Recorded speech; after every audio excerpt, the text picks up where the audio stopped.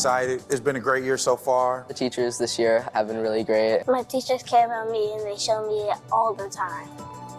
The biggest thing we as a school can do is create a safe environment for our kids so they feel that they're safe, they feel that they're welcome, and they can come learn every day without worrying about outside distraction. Our school is filled with wonderful people that keep us safe and help us learn. Everybody that's an employee for Cincinnati Public Schools has a very deep understanding that it goes deeper than just their education and that you have to support the student as a whole. My favorite part of my job is just building relationships with the kids, so just getting to talk to them. I'm here for the safety and security, but I'm more of a big brother, an uncle, a father figure. As a CLC, we provide experiences and resources for students and families that they wouldn't normally have access to. It's great to have a counselor who I can go to whenever I need to talk about anything. It's just a wonderful feeling to know that they are here for us. It's a good feeling, knowing that we have all these different schools, looking out for the kids. The teachers and staff here are setting us up for success in the future.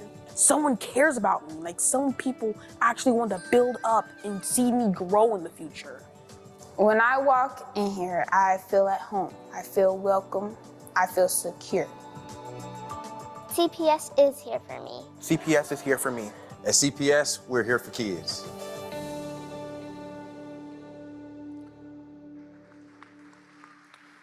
Ladies and gentlemen, Cincinnati Public Schools Interim Superintendent Shauna Murphy.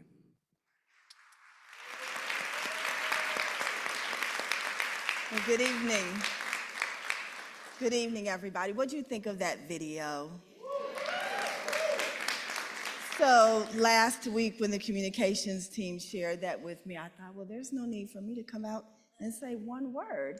I feel like that video really encompasses everything that we are about here in Cincinnati Public Schools, and it definitely highlights the fact that we are here for kids. And so tonight, I hope that you also enjoyed at the top of the show our band that was playing here, and we really want to thank them for their contributions, the entertainment tonight. In the hallway on the saxophone, Corina Nix. Please give a round of applause. And then our quartet of musicians, Jamison Hornsby, John Wallace Horton, Sonia Ansley Norman. Give them a round of applause as well. I also need to take a moment to thank Jessica Shelley, our student dining services manager, director, and her team. Thank you for the light bites that were in the hallway as you were coming in. Thank you, Jessica. And then ushering us in tonight and helping us with all things that we need help with. We're very grateful for our Girls to Women and the sisters of SCPA, as well as the Men of More. Give them a round of applause. So with the Men of More, they've had a very busy day because this morning they were at Cincinnati State Technical and Community College having their retreat, their event led by Mr. Will Johnson. And so we appreciate them also being here tonight to help us out. Thank you. You can clap for that, that's fine too. Before I move to recognizing all of our dignitaries who are here today, I do want to take a minute. When I walked into the building today, it was so interesting that I was greeted by Mr. Brian Siekman. Mr. Brian Siekman and I go way back.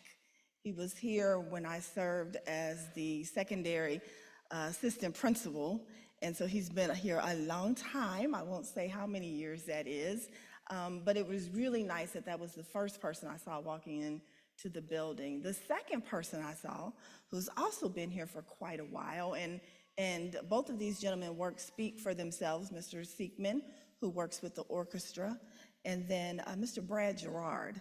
Mr. Brad Gerard has been here a long time as well, and he works with our technical theater kids. So very glad to be able to see them again after all of these years. And then also I see in the audience, and must thank the person who runs the show here day to day, our principal, Mr. Michael D. Owens. Thank you to Mr. Owens and to the SCPA faculty and staff for being such a great host and allowing us to come into your home today. So right now I'd like to recognize my bosses who are in the room. I'm so very glad, if you don't mind standing facing the crowd, Mr. Jim Crossett, Mr. Brandon Craig, our Madam Vice President Extraordinaire, Ms. Mary Weinberg, Mr. Ben Lundy, our President Eve Bolton, Member Dr. Kareem Moffitt, and Member Kendra Mack. Also here with us today, looking pretty in pink as always, this is a very special person to me, not only representing the city as a member of City Council. This is someone who I taught in my very early days when I was experimenting, Ms. Mika Owens, Councilmember Mika Owens. And I also want to acknowledge the members of our senior leadership team. Senior leadership team, if you're in the building, would you please raise your hand, wave to the people. I see our deputy in the room, Deputy Alicia Smith, Assistant Superintendent John Chambers. I know that there are others here. The lights are a little interesting, forgive me. I also want to acknowledge our union presidents who are in the room. I see Ms. Julie Sellers. Thank you, Ms. Sellers. Members of the Cincinnati Federation of Teachers. I am not sure if there are any other union presidents in the room. I definitely want to acknowledge you if you are in the room. All right. And any other dignitaries that I may not be seeing right now, do you mind standing and waving, please? Thank you so much for being here. Mr. Kearney, I can see you now, sir. He wasn't going to stand and wave. Wave for the people. You are a dignitary, and I'm so glad you're here. All righty. So, well, let's just go ahead and get started with what we're really here to learn about. I do want to take you on a little journey about what is happening in Cincinnati Public Schools, and I definitely want to start with Here for Kids, and helping to remind you of that being the motto that we established back in May, late May, early June, when we had the opportunity to start this work. Here for Kids is what centers us. It's what reminds us of our purpose as a school district. It is what gives us purpose and cause when we come to work every day and when we're preparing for what we need to do every day. And I'm so glad that you can see the pictures of our kids in action, because sometimes there's a different story that's told about what is happening with our young people in Cincinnati Public Schools and across the city, the state, the region, the country. And I just want you to know and remind you of the amazing kids that we have, the amazing teachers that we have who present to them day after day in preparation and in presentation, as well as our administrators and everybody who plays a part.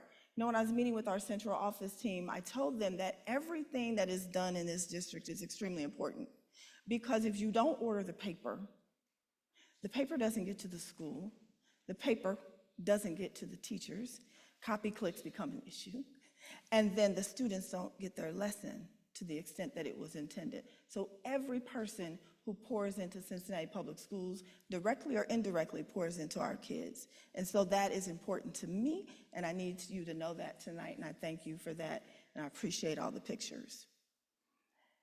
When we had the opening school address back in August, I talked to you a little bit about my early school days in Cincinnati Public Schools, starting at Swifton Primary School. After school, when I was a young person, we would come home, and I mentioned to you then, we would watch Mr. Rogers' Neighborhood. And so after getting our reading, our writing, our arithmetic lessons, after the play on the playground, after going to gym class, after playing kickball on the playground, we would come home and we get additional lessons from Mr. Rogers. And those lessons were in curiosity, in creativity, and how to treat other people. And I want you to know that that is really important to me, because I'm interested in educating and shaping the whole child. I'm interested in their academic progress. I'm interested in seeing them excel in and outside of the classroom. but I also know that there are challenges that have to be addressed. And I'm very, very interested and appreciative of those who come to the table to partner with us in addressing those. All of those lessons that kids are taught come from adults. And I wonder for you, who was that adult?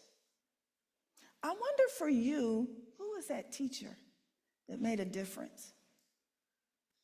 And a lot of times when I talk to teachers, I think about them a lot, and I think about how maybe you don't feel appreciated every day in your work. But eventually it comes full circle. And kids begin to learn and understand, oh, that's what Mr. Knudsen was trying to teach me. That's what Ms. Klein was trying to explain to me when I had to go to her office. And they do hear, maybe not in that moment, but eventually. So the teachers who did that to me very early on, I still remember every day, every classroom experience that I had. My kindergarten teacher was Ms. Stroller, and I'll tell you the lesson I learned indirectly outside of the academic instruction was, it was beginning to learn about independence, because that was the first time my mom left me alone at 5 years old. At that time in the early 70s, we didn't have preschool, I don't think. I didn't go to preschool, I don't know. My first grade teacher was Miss Wagner. My second grade teacher was Miss Ham. Miss Ham taught us about fairness. She was fair and consistent to every single student. My third grade teacher, Miss Hawkins, taught me about being tough. Whoo, she was hard on us, but I'll never forget her. And I understood and I began to learn that any challenge could be handled, can be dealt with. Any problem could be solved. My fourth grade teachers were Miss Stroller and Miss Oski. One my language arts social studies teacher, the other my math science teacher. And I loved going to their classes. They gave me an appreciation for literacy, and at that moment is when I knew I wanted to be a teacher. And I appreciate them for that, and I'll never forget that.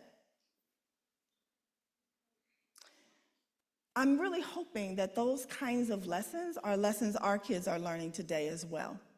Through all the many partners that we have that we value who come to the table, through all of the school social workers that we have making a difference in our classrooms, the school psychologists that come in every single day, our mental health service providers who come to our buildings every single day. We don't take that for granted. That work is extremely important. Just pause for a minute and think, if we did not have those services in our buildings, where would our kids be? What would some of our families do? It's not always easy being a kid. In fact, this year we have had challenges. We started the year with challenges. We started the year as adults with challenges around our budget. Kids have had challenges this school year.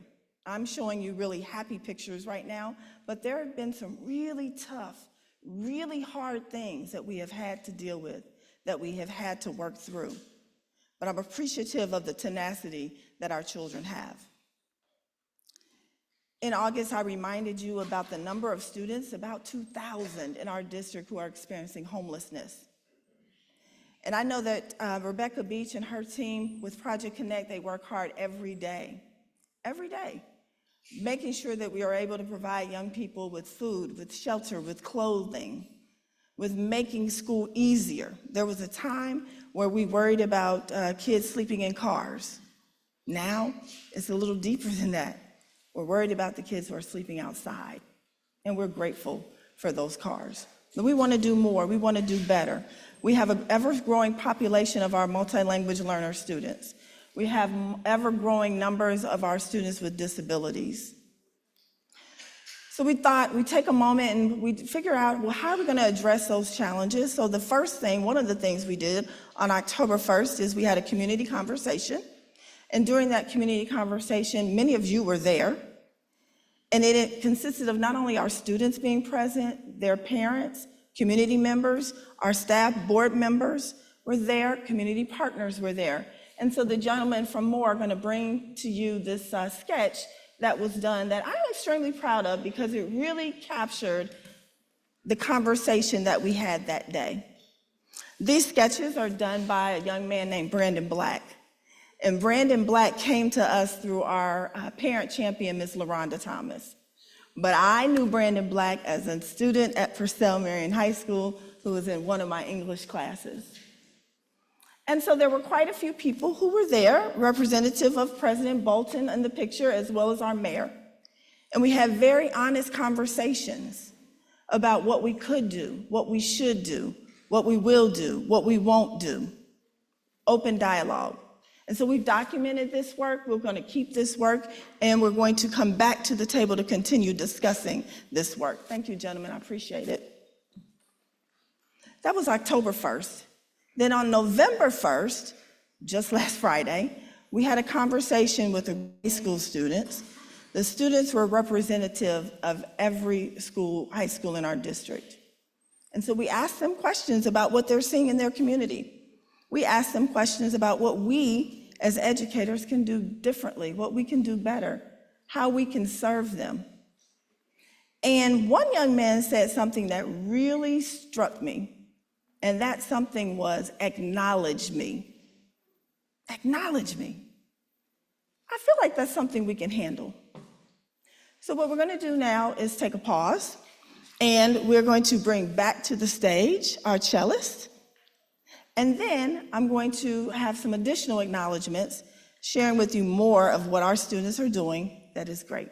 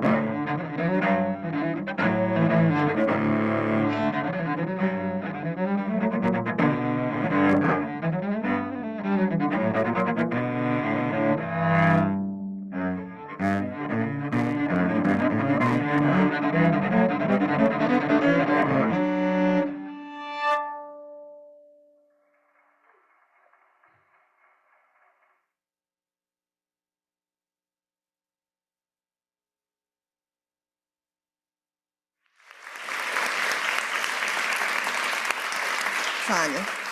Thank you so much. Very proud of you. This is Sonia, ladies and gentlemen.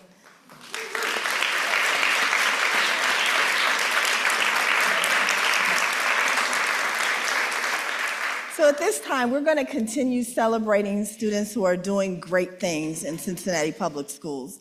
So I'm going to be calling students to the stage. We're going to have them grouped in certain categories. And this is just a sampling of all the many great things that are going on. So first, celebrating in the area of the fine arts, we have Heaven Reed from Western Hills. Go Mustangs.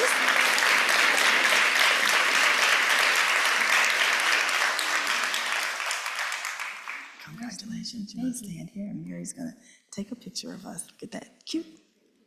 There you go. Congratulations. And then you're going to stay here. Okay. Great. And then Tia Watkins, Gamble Montessori Gators for music achievement.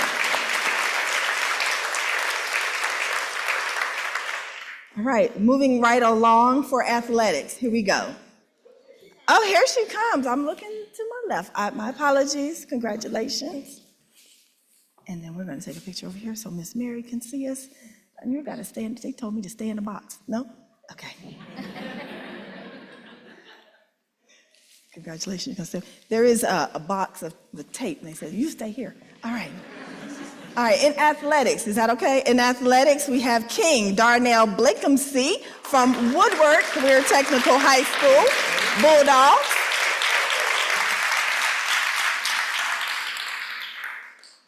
Congratulations. You in building?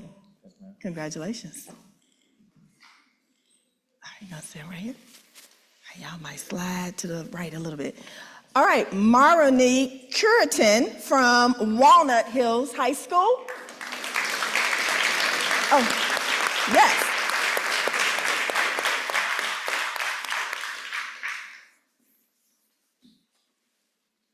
Congratulations. I like your top.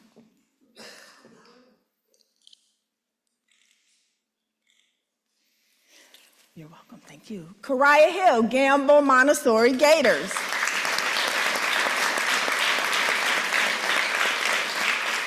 For any of the students who are not here, we will definitely make sure they get their plaque. All right, next up we have Kamari Hudson from Riverview East Academy.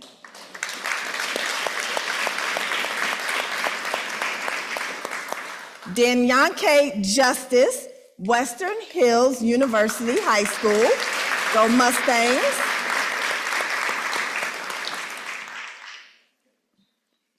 Congratulations.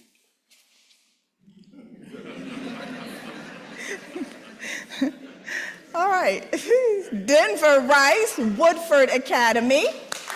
Yay. Y'all slide down a little bit more. I think it's, thank you. Congratulations, Denver. Congratulations. Roderick Thomas. Roderick Thomas is another student from Woodford Academy. Congratulations, proud of you. Super cute. All right. Musa Torre from Aiken Falcons, say it with me, swoop. Okay. Congratulations. Very nice. All righty, here we go. Arabelle Allen from the School for Creative and Performing Arts. I met you at the Girls, you're the president of Girls to Women, right? She is the president here at SCPA for Girls to Women. Awesome. All right, Katura Hawkins, Aiken High School. Say it with me, swoop, swoop. Congratulations. Awesome. All right. Lamaya Allen from Hughes, Big Red.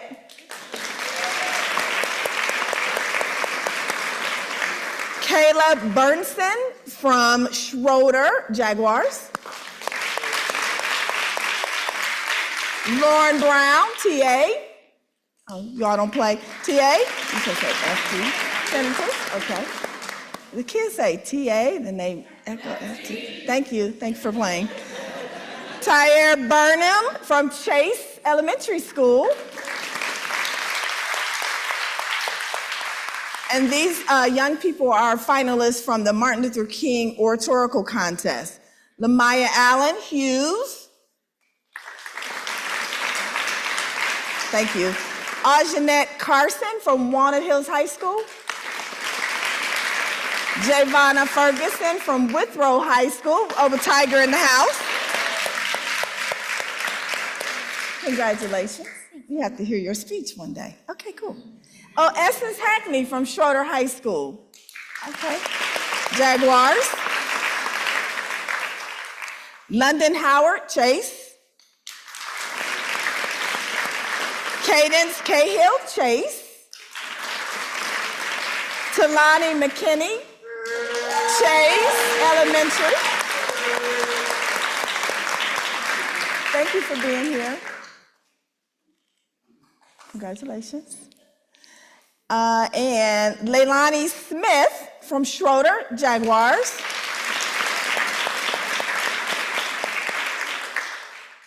I'll go ahead and announce the few more names. Annalie Barris, Western Hills University High School.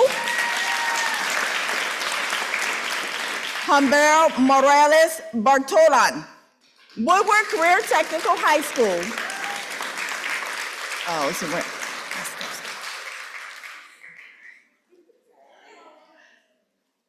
So glad you're here.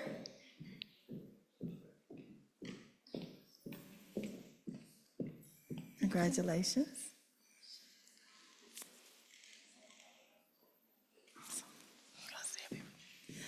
Robley Perez Morales.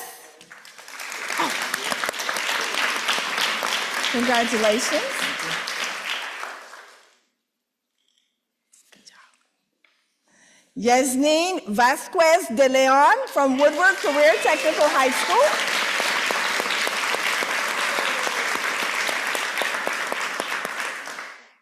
Congratulations. Awesome. All right. All right. Let's give the young people a round of applause.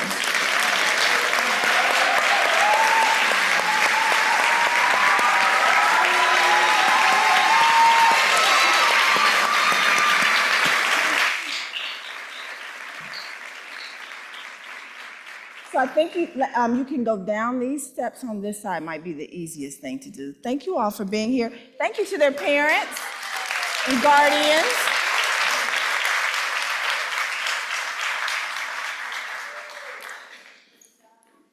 So before we let you go, we want to talk to you just really briefly about what is next. What are we working on now? What are the plans that we have for the young people of Cincinnati Public Schools? So you may have heard of the ad hoc committee. You may have heard of Cincinnati Public Schools Performance, Redesign, Sustainability, and Growth Plan. We really affectionately call it GROWTH, our growth plan. This work came out of over 18 months of ad hoc committee work. And what I would like to share with you is this past summer, we began and completed the implementation of phase one. Phase one of that work included working with several schools, including Riverview East Academy, Mount Washington. We also worked with Schroeder High School. Schroeder Middle School was created. We also worked with our program, the Promise Center and the Dr. Odell Owens Center for Learning. All of those pieces are in place just from this past late spring, early summer. But the second phase, we are having conversations about and seeking feedback from you, our students, our community, our parents, our staff, about several things that fall into what we're calling phase two. Really, several years ago, the Board of Education reconsidered what we call magnet status in many of our schools. So some of the college prep work, some of the fundamental work, some of our other types of programs. And so Paideia, for example, those have been lifted, and we are reimagining what will happen programmatic-wise in those schools. We're also looking at what we're calling the corridor system, an east, a central, a west, where those corridors would be made up of a high school, junior high and or middle school, and elementary schools that would create a corridor model for each area, each section of our city. Mentioned adding additional junior highs and middle schools. Last year, starting with Schroeder Middle for grades 7 and 8, we are having conversations about expanding, looking at developing that model for the fiscal year 26 school year. There currently is a welcome center at Roberts School. Is anybody familiar with the Welcome Center at Roberts? We are an ever-growing multi-language learner population and community, and we want to be able to meet the needs of not only the children, but the families that we serve for our multi-language learner students. And so we're looking at adding additional welcome centers in our school district. Career and technical education is extremely dear to me, and we have heard the voice of students and parents over the years say, Cincinnati Public Schools, we would like to see cosmetology offered in our school district. We would like to see more programming like automotive. Hey, what about the kids who are interested in becoming entrepreneurs? And so we're working on adding those pieces in our career and technical education footprint. We talked a little bit earlier about some of the challenges our children face on a day-to-day basis. We talked about our students who are experiencing homelessness, and we talked about even the possibility of some families being one paycheck away from possibly having to experience homelessness. And so what we're talking about doing is creating a full complement of wraparound services for our students. And what I mean by that is expanding what we have by the way of a food pantry, a clothing closet, any service that we can provide our families, our children, that would help them to be more comfortable and more prepared and ready for the academic rigor that will be in the classroom once they report to school. We want to start that with an expansion for our students experiencing homelessness, but we also know we have a very, very dense population outside of experiencing homelessness that could benefit from those services as well. So we're affectionately nicknaming this place the WRAP, providing wraparound services for our families. But as we continue to reimagine the landscape, our educational landscape, and we continue to look at optimizing our opportunities for children, and we continue to connect with our communities, you may have seen our community connector van that was simply repurposed. It goes out into the community so that we can bring services directly to you, as opposed to sometimes it may be a little challenging to get to the Ed Center, or sometimes even maybe your school. Hopefully you've seen that in the community, and you'll see it more and more in the days ahead. But in order to do these things, we need each of you. We need all of you.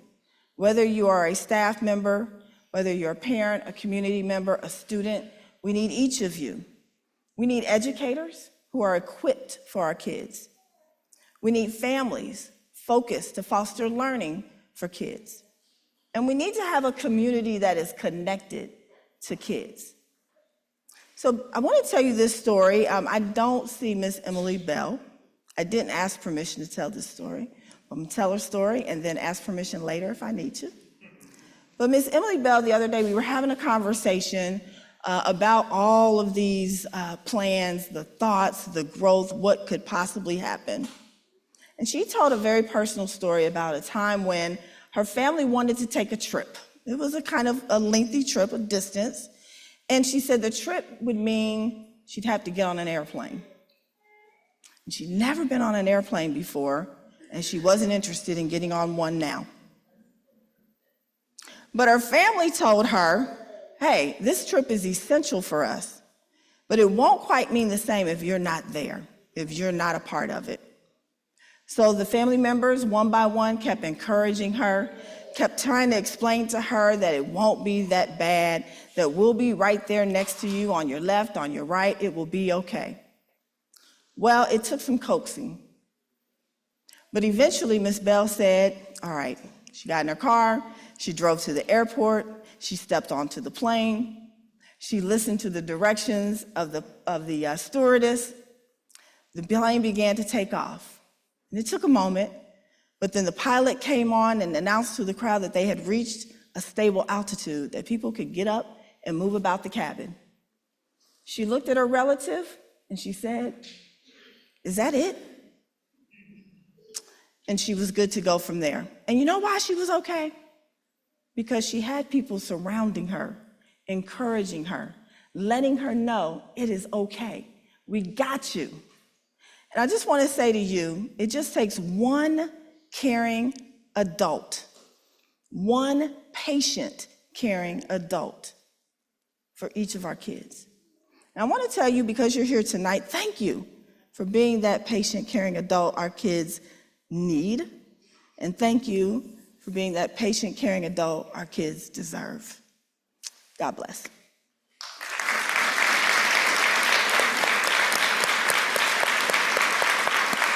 Ladies and gentlemen, Interim Superintendent Shauna Murphy.